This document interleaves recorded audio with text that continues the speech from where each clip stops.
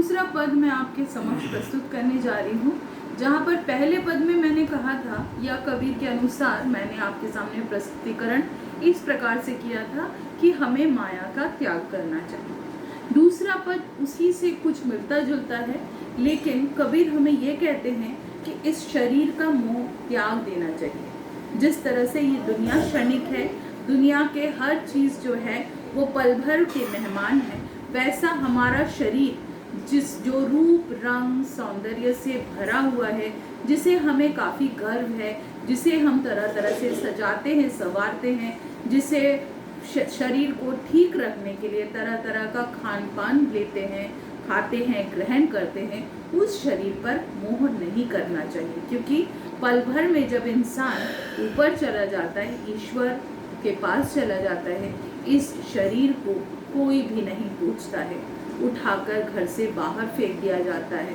अंतिम संस्कार के समय और अंतिम संस्कार के बाद भी इस शरीर का कोई मूल्य मनुष्य जगत में नहीं रहता। आइए उसी के विषय में हम लोग इस पाठ में पढ़ें। यह पद इस प्रकार से है। झूठे तन को क्या गरबावे, मरे तो पल भरी रहन न पावे। अर्थात ये शरीर जो है वो झूठा है, सच्चाई नहीं है। आत्मा सच है और शरीर झूठा है। उसका क्या गर्व करते हो, अर्थात उसका गर्व मत करो। मरे तो पल भरी रहन न पावे।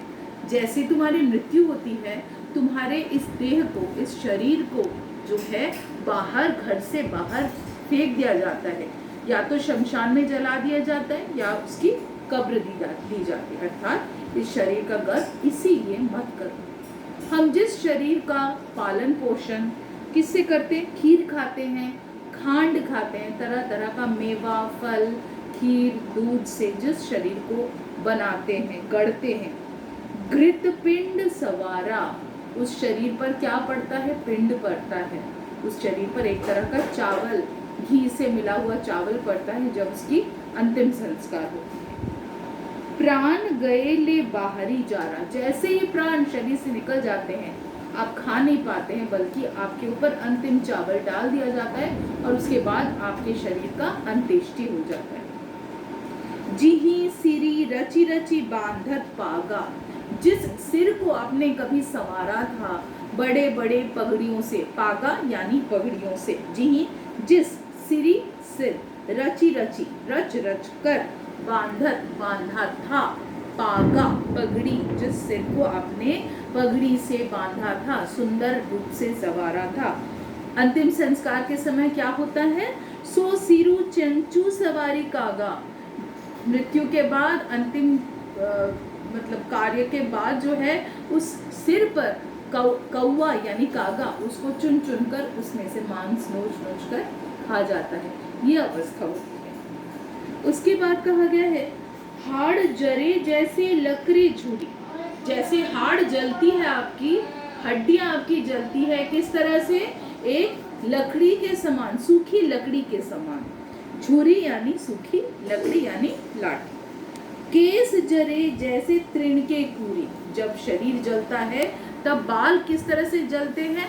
घास के समान जलते हैं। हड्डियां किस तरह से जलती है? सूखी लकड़ी के समान जलती है। कहे कबीर नर आजहू न जागे। कबीर कहते हैं कि आज भी तुम्हारा मन चैतन्य अवस्था में नहीं आया है, तुम अभी तक नहीं जागे हो। तो जम का दंड मूड मही लागे। जम का डंडा, यमराज का डंडा जैसे ही सिर पर पड़ेगा, तुम्हें सब कुछ समझ में आ जाएगी। यमराज जिस तरह से तुम्हारा सिर तोड़ेंगे, तब तुम्हारा अहंकार का भाव चला जाएगा और तुम्हें सब कुछ समझ में आएगी कि यह शरीर जो मुझे प्राप्ति हुई थी, इस दुनिया में जाकर इस शरीर का कोई मोल नहीं। अर्थात अगर हम समराइज करें या अब हम सारांश में जाएं, तो ये कह सकते हैं कि पूरे पद में कबीर ने मानव शरीर को नश्वर कहा है और आत्मा को चिरकाल के लिए स्थायी कहा है, शाश्वत कहा है। दूसरा वो क्या कहते हैं कि समय या काल के गाल से कोई बच नहीं सकता।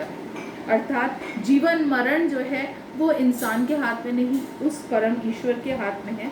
इसीलिए हमें आत्मा का शुद्धिकरण कर रखना चाहिए। और यहाँ पर अगर अलंकार की बात की जाए तो छे का अनुप्रास है। रचि रचि एक ही शब्द की आवृत्ति हुई है और एक ही शब्द एक ही वर्ण की आवृत्ति उसमें हुई है। रचि रचि पागा, इसमें छे का अनुप्रास है।